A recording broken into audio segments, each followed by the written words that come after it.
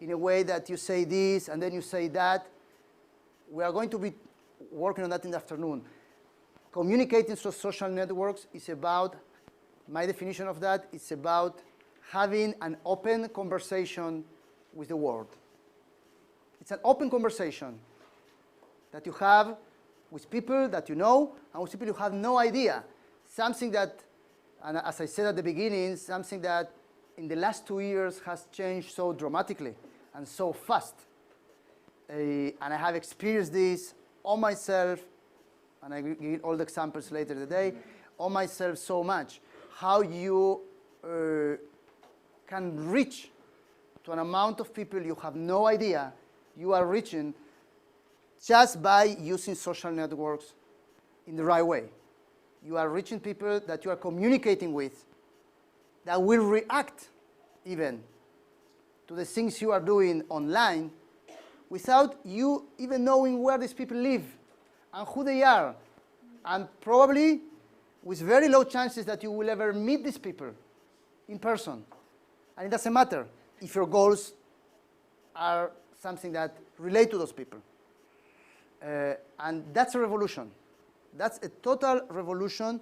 And for leaders, that gives so many new opportunities that if somebody as a leader learns or knows already, there might be people here who are experts in this too, learns how to use this in the proper way, as leaders, not only you will be more effective, and not only you will be the future leaders, you will actually be the future leaders. You actually will have that, I don't want to call it competitive advantage because I don't believe there is competition here of who are going to be the leaders. All of you are the leaders, the young present leaders and future leaders of this country or society or anywhere else. You will just make it, just because you know how to reach people better than others. And that's a big, big advantage. And it's a big revolution, as I said. As I said before, communication is about affecting behavior. That's where we started, and that's where we close this part of the presentation.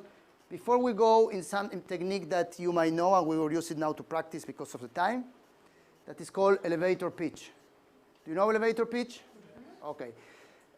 As I know most of you know elevator pitch, I'm not going to make a presentation about that, but because of the time and I want to do the practical part, and we have about 30 minutes for the practical part of this session, we are going to use elevator pitch to practice the things that we have talked about till now.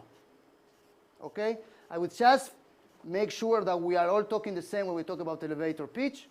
An elevator pitch is a 1 minute bet.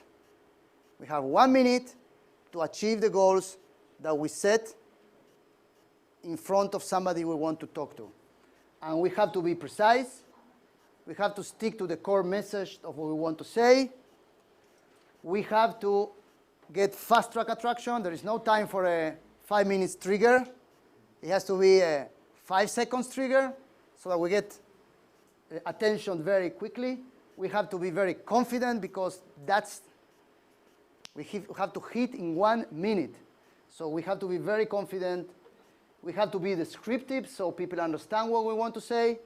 We have to be motivational to motivate the people so people leave after that minute saying, wow, and it's only 1 minute. We have to give a short example and all this in 1 minute. And you have to share your vision, explain your competitive advantage, why it's something that you want to get or you want them to support, and the long-term added value.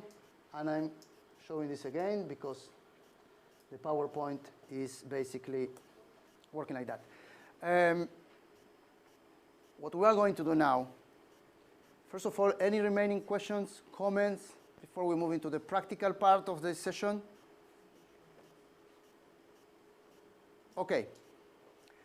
What I want to do now, we are going to have to do the following. I want now one volunteer first who is ready to stand up here and make a 1-minute elevator pitch. You can use any example you want. You can take the example I used before about the child in the hospital if you want, or you can use anything else. But you have 1 minute.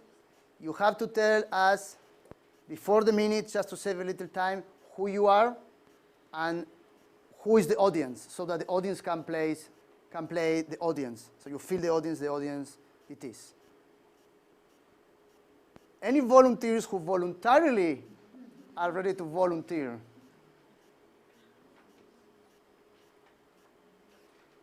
Leaders take initiative and come and are not shy.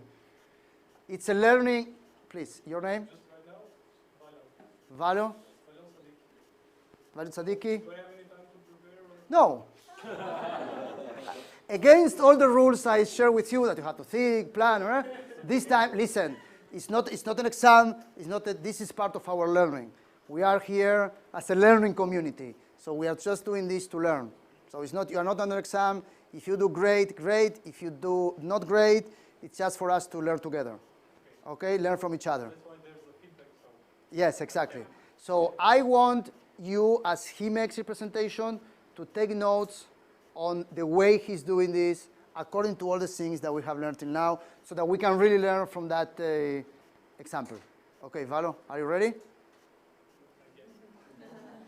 Just tell us the context and the audience, so that we save you money. They are the audience. Yes, and you are, okay, and where we are. Just give us some framework. I'm an ordinary citizen from Tetovo, an activist who's fighting for solving the ecological issue in the city of Tetovo.